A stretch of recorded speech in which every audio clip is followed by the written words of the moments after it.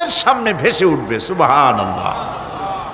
আল্লাহ পাক বলছেন আম্মা ইয়াতাসাআলুন, তারা কি সব ব্যাপারে জিজ্ঞাসাবাদ করছে?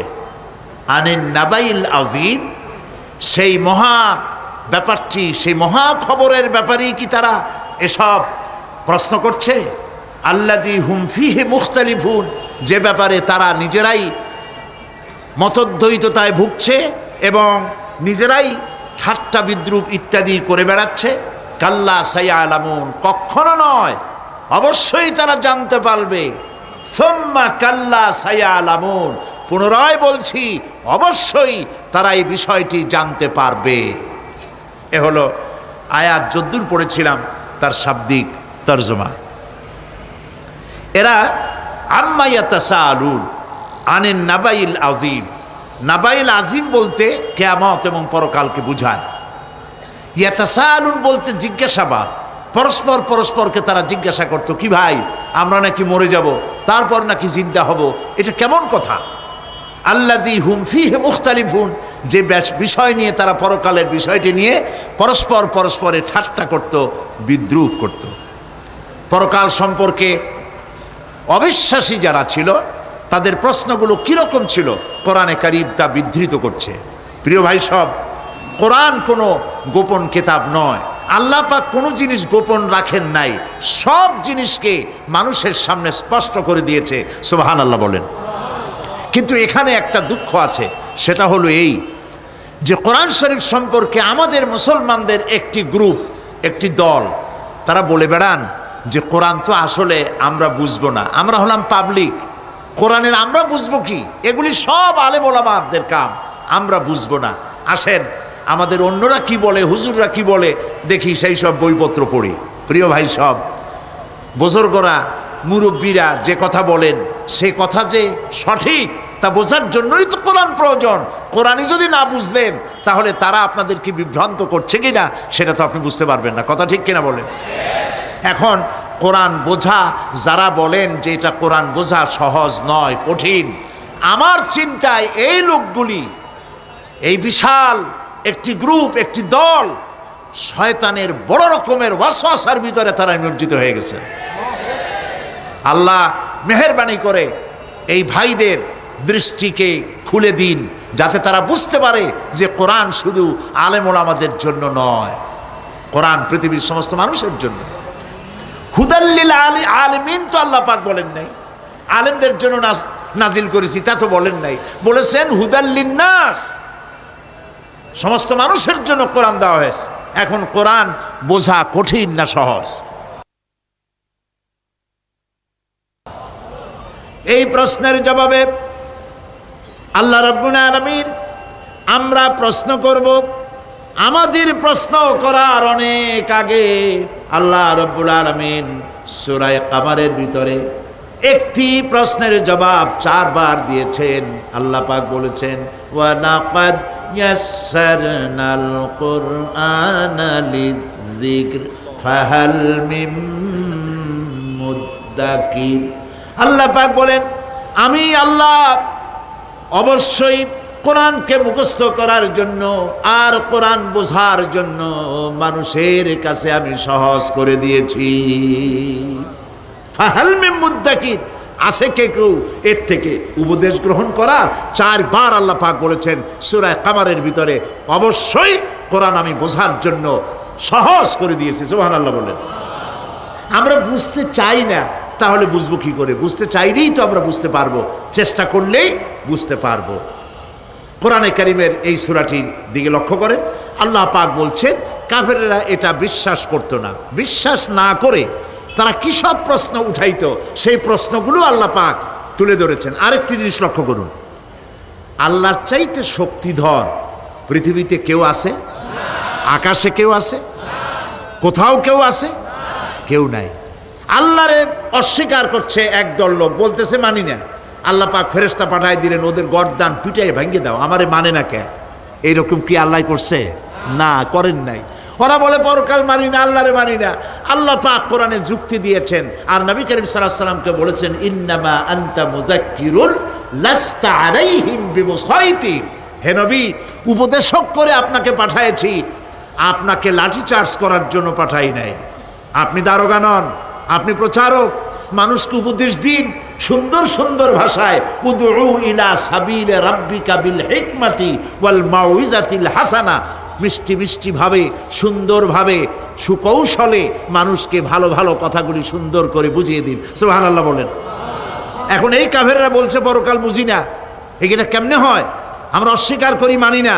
আল্লাহ পাক সাথে সাথে ফেরেশতা দিয়ে কারো ঘাড় মটকান নাই, কিন্তু পারতেন না? পারতেন না? আরে ভাই বলেন না কেন, পারত কি না? অবশ্যই পারতেন, কিন্তু তা করেন নাই। প্রত্যেকটি কথা যুক্তি দিয়ে, হাজারো যুক্তি দিয়ে আল্লাহ পাক বুঝাইছেন। সুবহানাল্লাহ। কাফেরেরা প্রশ্ন করল, তারা বলতো আমাদের এই জীবন শেষ, মৃত্যুর পরে আমাদের আর নতুন করে ওঠা লাগবে না। ওরা বলতো ইন্না হাউলানি লা ইয়াকুলুনা ইন হিয়া ইল্লা মাউতাতুনাল উলা ওয়া মা নাহনু বিমুনশারিন। তারা বলতো এই জীবনটাই আমাদের শেষ, এইখানে আমরা মৃত্যু ছাড়া, আমাদের এই জীবন ছাড়া আর কিছুই নাই, আর আমাদেরকে পুনরুত্থিত করা হবে না।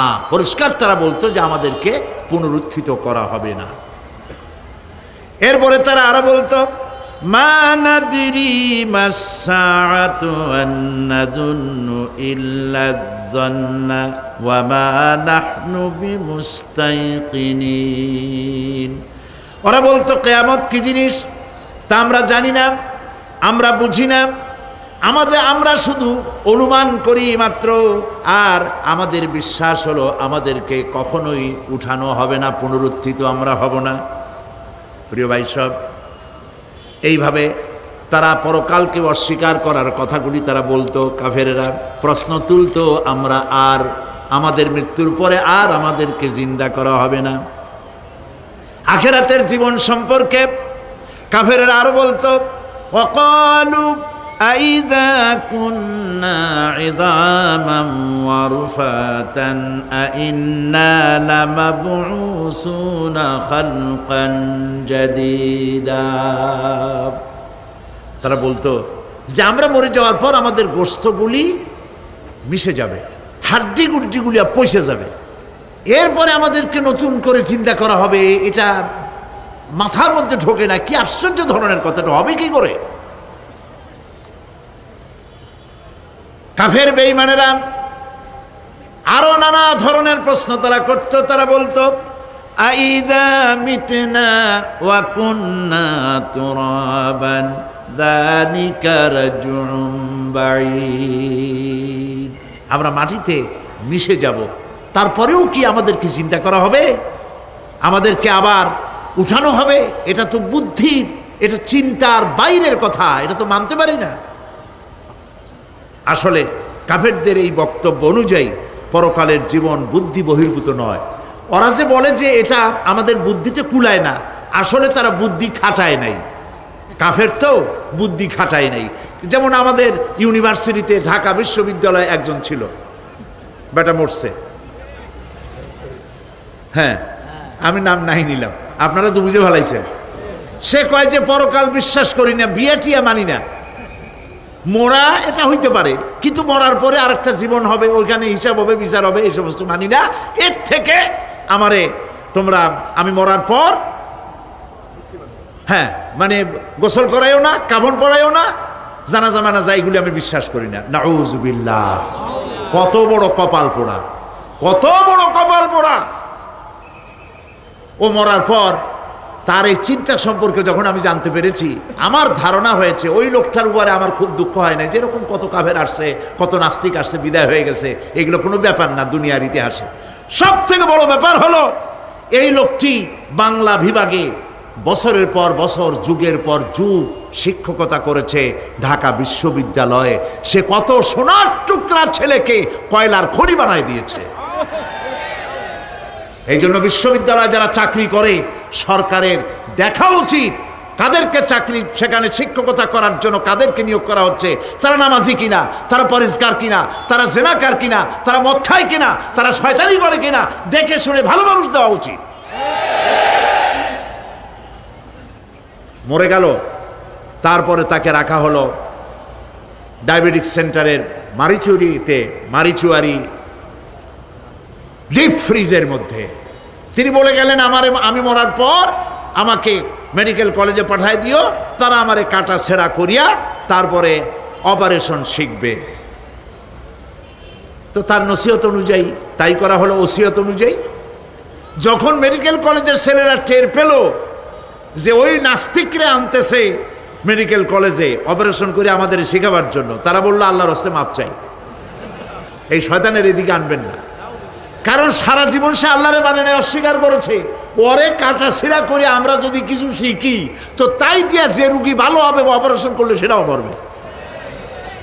সুতরাং মাপ চাই, ফিরাইয়া এখন ওইটার কি অবস্থা হয়েছে আমি জানি না, লেটেস্ট নিউজ জানি না কোথায় আছে।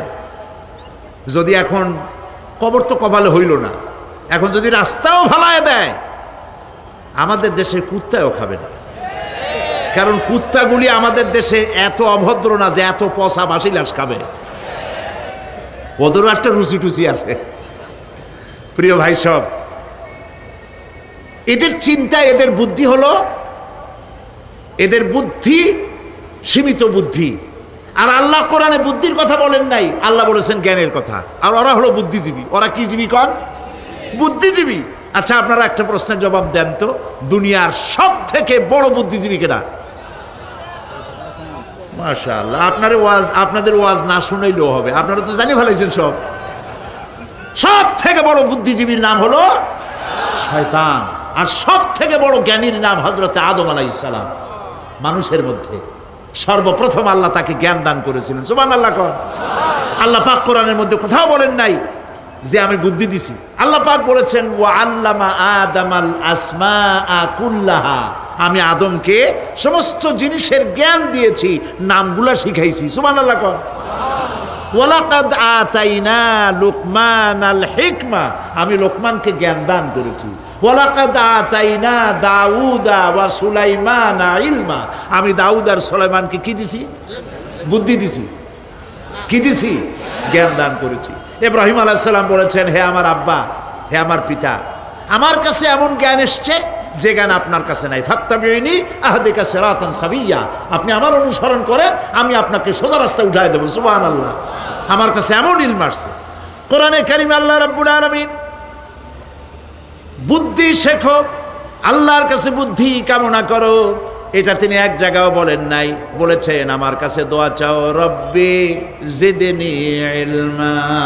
পড়েন সবাই, রব্বি জিদনি ইলমা। আবার বলেন, রব্বি জিদনি ইলমা। আয় আল্লাহ, তুমি আমার জ্ঞান বৃদ্ধি করে দাও। শয়তান ছিল বুদ্ধিজীবী, আদম আলাইহিস সালাম ছিলেন জ্ঞানী। শয়তান শুদ্ধা। আল্লাহ পাক যখন সকলকে বললেন উসজুদু লিআদামা, সবাই মিলে আদমরে সেজদা দাও, ফাসাজাদু, সবাই মিলে সেজদা করলো, ইল্লা মিস্টার ইবলিস সেজদা করলো না। আবা ওয়াস্তাকবারা ওয়া কানা মিনাল কাফিরিন, কপাল পুড়ল, জম্মের পোড়া। এখন ও যে বুদ্ধিজীবী, দুনিয়ার বড় বুদ্ধিজীবী, দেখেন অবস্থা। আল্লাহ পাক জিজ্ঞেস করলেন, ইবলিস রে, আমার হুকুমটা তুই মানলি না কেন? কোন জিনিস তোরে বাধা দিল আমার হুকুম অমান্য করতে? মানলি না কেন? ও তখন, ও তো বুদ্ধিজীবী, বুদ্ধির আশ্রয় নিয়েছে। সে বলছে, আল্লাহ পাক, এটা মানি নাই একটা বৈজ্ঞানিক কারণেই, একটি দার্শনিক কারণেই মানতে পারি নাই। কারণ হচ্ছে খালাকতানি মিন নার ওয়া খালাকতাহু মিন তিন, তারে বানাইছো মাটি দিয়া, আমারে বানাইছো আগুন দিয়া, আনা খায়রুম মিনহু, আমি ওর থেকে অনেক ভালো। নাউযুবিল্লাহ, কত বড় কপাল পোড়া। আগুনের গতি হলো ঊর্ধ্বমুখী, মাটির গতি নিম্নমুখী। ঊর্ধ্বগতি সম্পন্ন একটা জিনিসকে নিম্নমুখী জিনিসের সামনে মাথা নত করতে বলা তোমার একটা অবৈজ্ঞানিক অদার্শনিক হুকুম হয়ে গেছে। নাউযুবিল্লাহি মিন যালিক। আল্লাহ পাক বললেন, ইন্নাকা রাজিম, মরদুদ, বিতাড়িত, সব আমল বরবাদ করে দিলাম। দেখেন, অপরাধ শয়তান করেছে, অপরাধ আদম আলাইহিস সালামও করেছে। একজন অপরাধ করে শয়তান হয়ে গেল, আর একজন অপরাধ করে আল্লাহর পয়গম্বর হয়ে গেলেন। সুবহানাল্লাহ বলবেন না? কেন? কারণ হলো শয়তান বুদ্ধিজীবী, বুদ্ধির আশ্রয় নিল।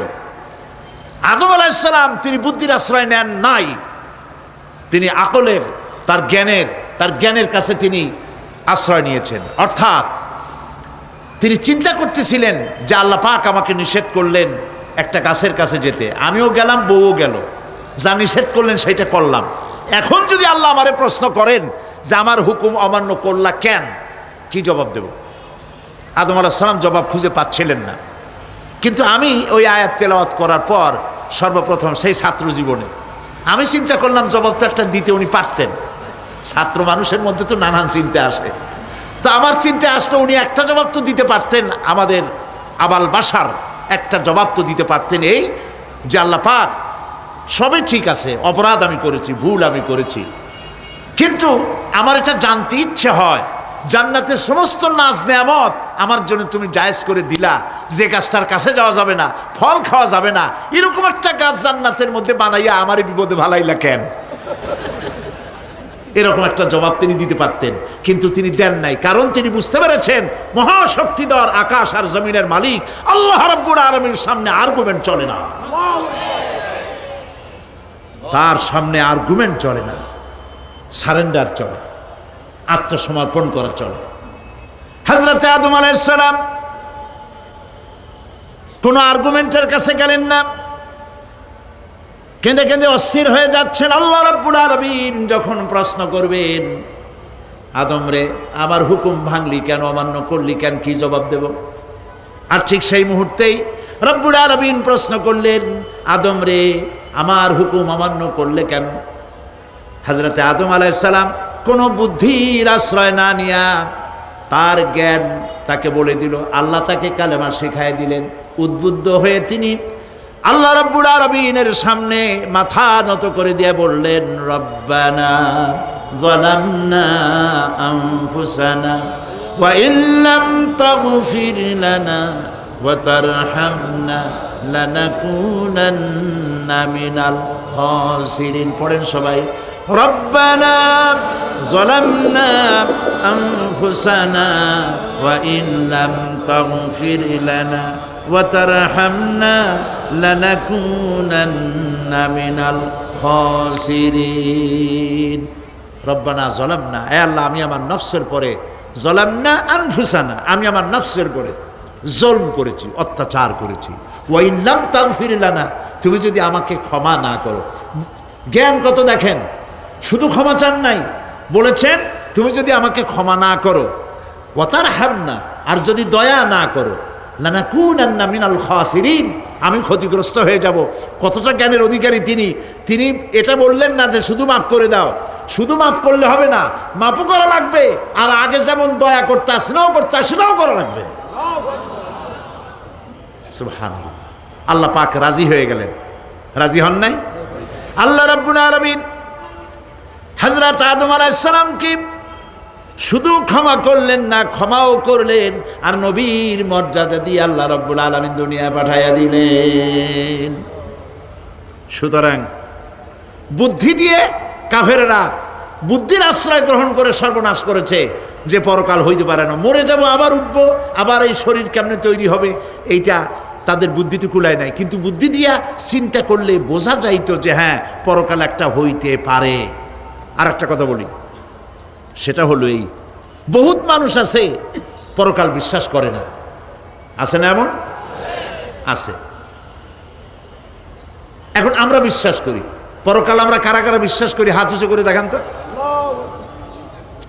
আলহামদুলিল্লাহ বলি, বলেন আলহামদুলিল্লাহ। এখন যারা বিশ্বাস করে না তাদেরকে জানাতে চাই, আমরা যারা পরকালে বিশ্বাস করি, তাহলে পরকাল যদি না হয়, কিয়ামত যদি না হয়, বিচার আচার যদি কিছু না হয়, আমরাও বেঁচে গেলাম, আপনারাও বেঁচে গেলেন।